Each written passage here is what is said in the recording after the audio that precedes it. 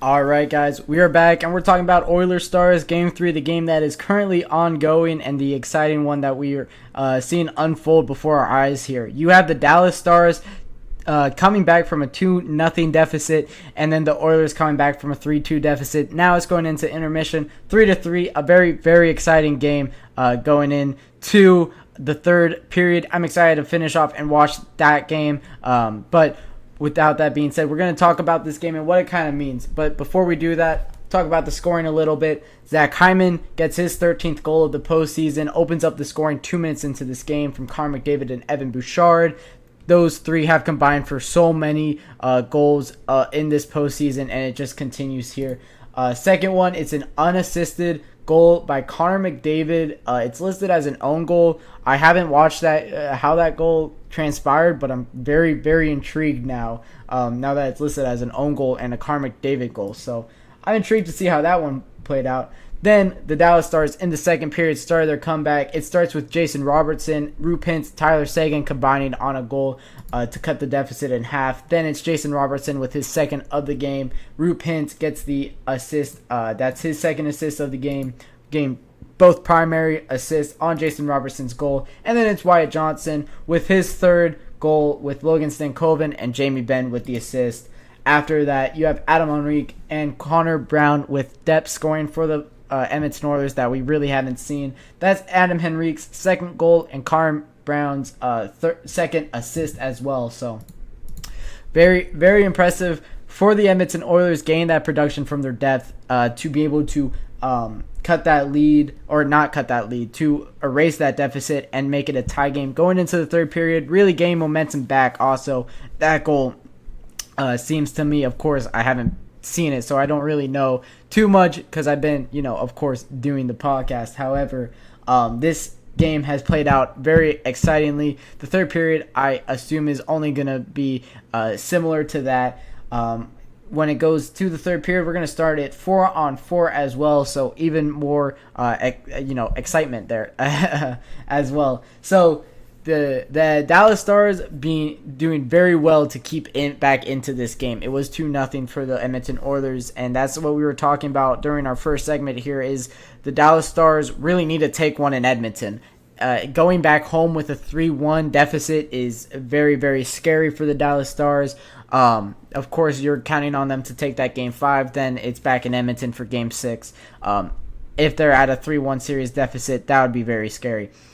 But on the other side, if the Edmonton Oilers drop this game, now you're looking 2-1 down. It's the same thing that we're seeing over in the other series. You had that home ice advantage, winning one game on the road, and then you give it away immediately in Game 3, as the Florida Panthers did. And now we're talking about how the Florida Panthers might have kind of sold away that series maybe a little bit, losing that Game 3 in overtime. You could kind of see the same thing happening in Edmonton here. But, this is a game that strikes me as Connor McDavid and Leon Draisaitl not going to let this team lose this one. I'd be shocked if they lost this one. They've been so good in these tight games all season long and all playoffs long. They also are used to their goaltender giving up a lot of goals. So in this postseason, they've relied on scoring in bunches to be able to counteract giving up so many goals. And they've done so very well. And in these high-scoring games, you're seeing the Oilers win a lot of them.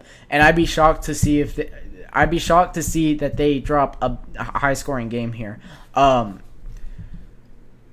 This is such an important game in this series, as I said. It shapes out how the series plays going forward. But as well as that, if the Dallas Stars win this one and then the Oilers take it 2-2, then it looks like the series is going the distance. And you're looking at over at the Eastern Conference Finals how the Rangers are playing. I wouldn't be shocked to see that they win that series in 5 or 6. It looks like this series could go to 7. Then you're talking about rest going into the Stanley Cup Finals. So, when it comes down to the Dallas Stars, they've taken every series so many games, and they've already played so many games in this postseason, taking the Vegas Golden Knights to 7, taking the Avs to 6, I believe it was, and now you're looking at this series.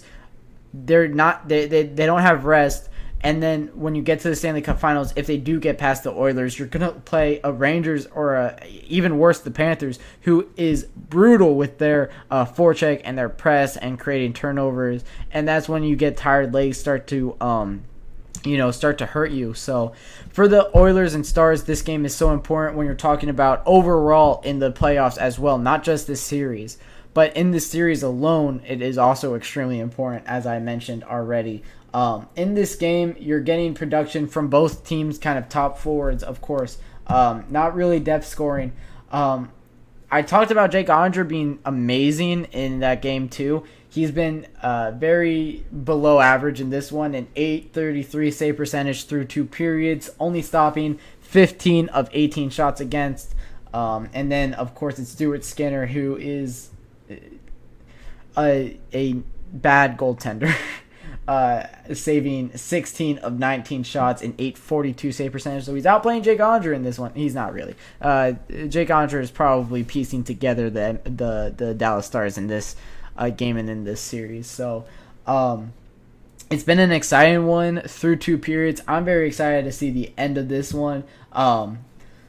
If I were to guess who wins this one, it would absolutely be the Edmonton Oilers. You have, they're used to these high-scoring games. They're used to needing goals late. And you saw in that Vancouver Canucks series, you have a game in Edmonton. I believe it was Game 3 as well, if I'm not mistaken, that they win off a last-second goal or, with 30 seconds left on the clock. So for the Edmonton Oilers, they've been playing very well in these postseason when it does come to the late, the third period and onwards. And the Dallas Stars, they, have been playing very well from behind all, playoffs long. So we're going to see how this one plays out. I do expect the Edmonton Oilers to take this one. It looks like, Connor McDavid is kind of, I talk about flow state a lot here, when a player is just, don't think, just do. And I think Connor McDavid is most definitely in that state right now with 2 points, a goal, and assist through 2 periods.